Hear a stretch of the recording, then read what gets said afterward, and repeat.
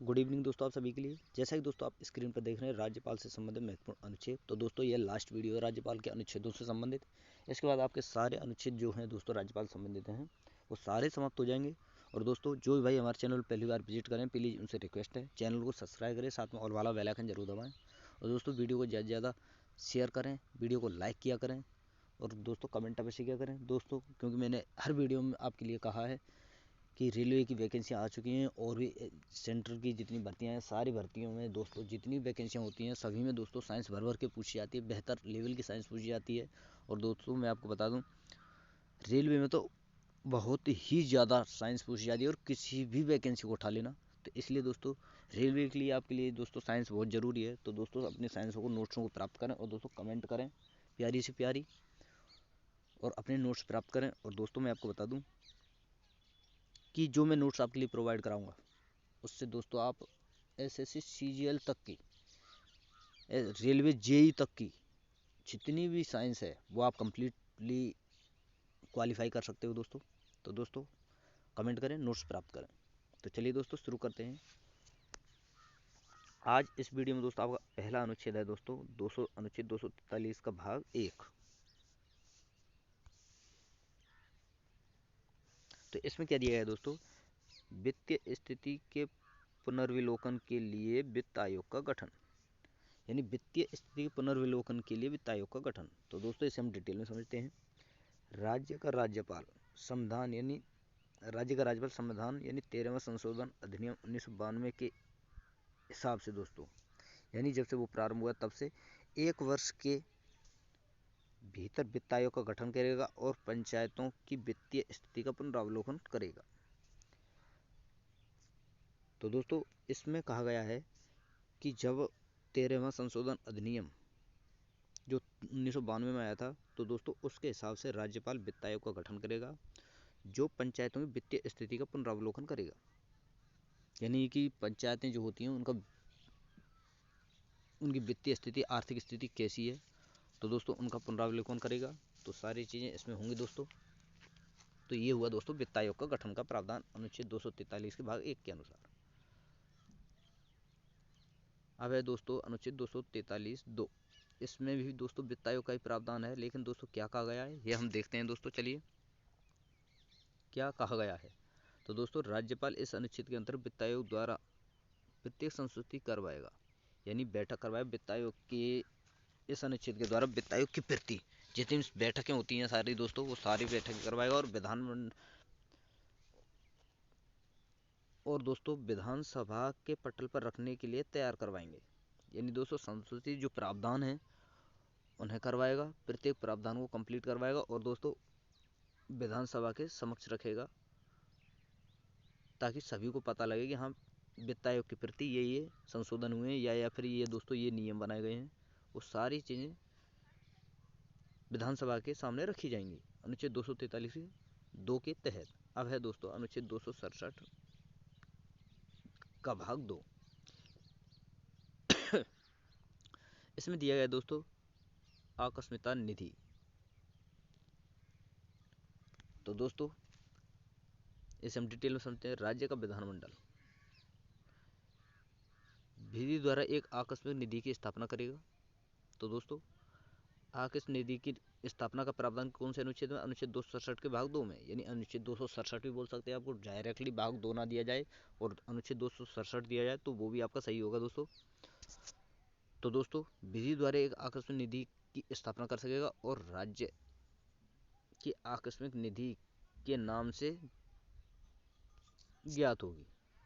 यानी दोस्तों जो कि राज्य की आकस्मिक निधि के नाम से ज्ञात होगी, जिसमें विधि द्वारा अवधारित राशियां समय समय पर जमा की जाएंगी। और दोस्तों अनुच्छेद 205 या 206 के अधीन राज्य के विधानमंडल द्वारा व्यय की पूर्ति के लिए अग्रिम धन देने के लिए राज्यपाल को समर्थ बनाने के लिए उक्त निधि जो दी गई निधि है, यानी आकस्मिक निधि, उक्त निधि का मतलब कहा गया है इसमें दोस्तों आकस्मिक निधि राज्य के राज्यपाल के व्यवधीन रखी जाएंगी।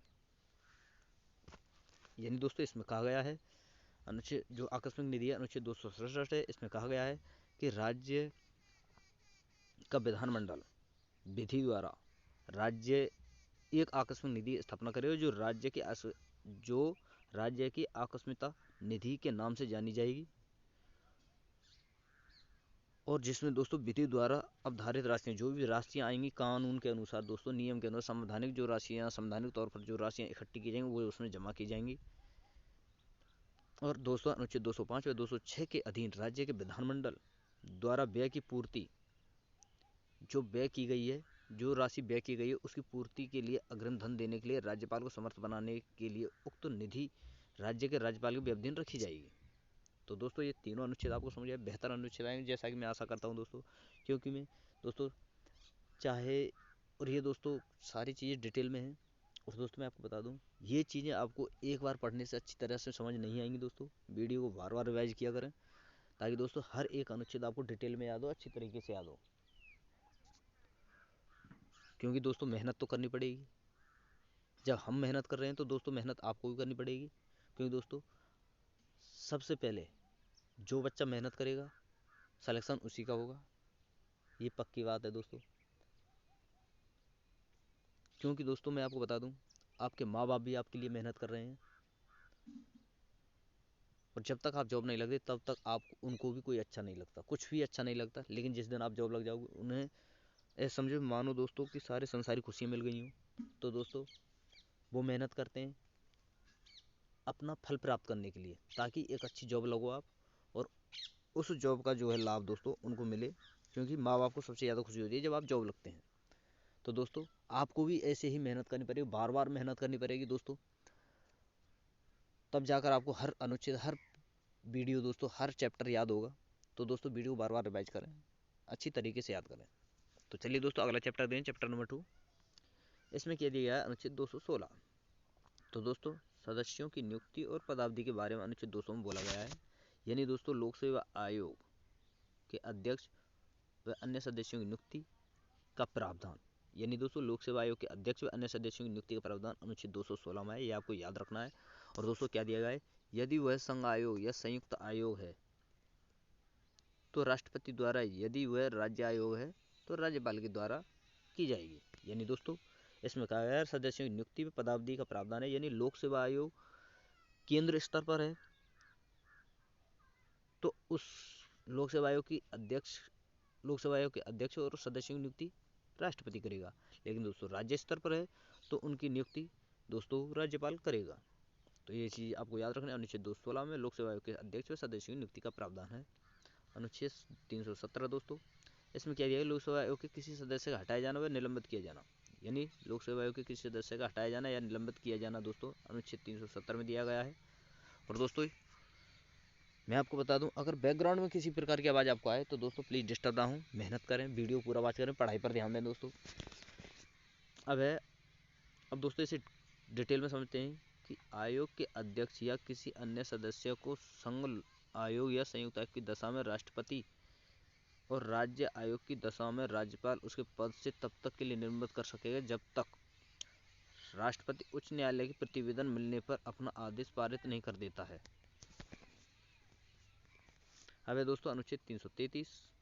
इसमें क्या दिया गया है, विधानसभाओं में आंग्ल भारतीय समुदाय का प्रतिनिधित्व है। यानी विधानसभा में आंग्ल भारतीय समुदाय का प्रतिनिधित्व, यानी राज्यपाल विधानसभा में अपनी तरफ से दोस्तों एक सदस्य आंग्ल भारतीय समुदाय का नियुक्त करेगा। यानी राज्यपाल विधानसभा में, ये देख लो दोस्तों यहाँ पर दिया भी है कि राज्यपाल विधानसभा आंग्ल भारतीय समुदाय का एक सदस्य नाम निर्देशित कर सकेगा। यानी अपनी तरफ से दोस्तों एक आंग्ल भारतीय समुदाय का एक सदस्य नियुक्त करेगा विधानसभा में, वो दोस्तों राज्यपाल का अधिकार है जो कि हमारे संविधान में दिया गया है दोस्तों। अब है दोस्तों अनुच्छेद पार्ट 3 है दोस्तों, जिसमें आपके 2-3 अनुच्छेद और बचे हैं दोस्तों। इसके बाद दोस्तों आप सारी वीडियो, सारे जितने भी अनुच्छेद बनते हैं दोस्तों राज्यपाल संबंधित वो सारे समाप्त हो जाएंगे। अब है दोस्तों अनुच्छेद 355 व 356। तो इसमें दिया है दोस्तों राष्ट्रपति शासन और संघ का, तो इसे डिटेल में समझते हैं दोस्तों। संघ का कर्तव्य होगा कि वह बाह्य आक्रमण और आंतरिक अशांति से प्रत्येक राज्य की संरक्षा यानी रक्षा करे और प्रत्येक राज्य की सरकार का इस संविधान के उपबंधों के अनुसार चला जाना सुनिश्चित करे। यानी दोस्तों बाह्य आक्रमण या आंतरिक अशांति के कारण यदि किसी भी राज्य में कोई कंडीशन खराब होती है तो राष्ट्रपति शासन लगाया जाता है और वहाँ राष्ट्रपति शासन लगाने के बाद दोस्तों कानून के हिसाब से दोस्तों, संविधान के हिसाब से वहाँ का शासन चलाया जाता है अनुच्छेद 355 और 356 के तहत। अब है दोस्तों अनुच्छेद 361। इसमें दिया गया है दोस्तों, जो कि लास्ट अनुच्छेद है दोस्तों, इसे आप अच्छी तरह से याद करना। और दोस्तों अनुच्छेद 361 में दिया गया है राष्ट्रपति, राज्यपाल और राज्य प्रमुखों का संरक्षण। यानी दोस्तों राष्ट्रपति और राज्यपाल और जितने भी राज्य प्रमुख होते हैं उन सभी के संरक्षण का प्रावधान, उनकी सुरक्षा का प्रावधान जो है अनुच्छेद 361 में है। तो दोस्तों चलिए इसे डिटेल में समझते हैं। राष्ट्रपति अथवा राज्य का राज्यपाल या राज्य प्रमुख अपने पद की शक्तियों का प्रयोग और कर्तव्यों के पालन के लिए, उन शक्तियों का प्रयोग और कर्तव्यों का पालन करते हुए अपने द्वारा किए गए या किए जाने के लिए तात्पर्य किसी कार्य के लिए किसी न्यायालय को उत्तरदायी नहीं होगा, परंतु अनुच्छेद 61 के अधीन आरोप के अन्वेषण के लिए संसद के किसी सदन द्वारा नियुक्ति या अविहित किसी न्यायालय, अभिकरण या निकाय द्वारा राष्ट्रपति के आचरण का पुनर्विलोकन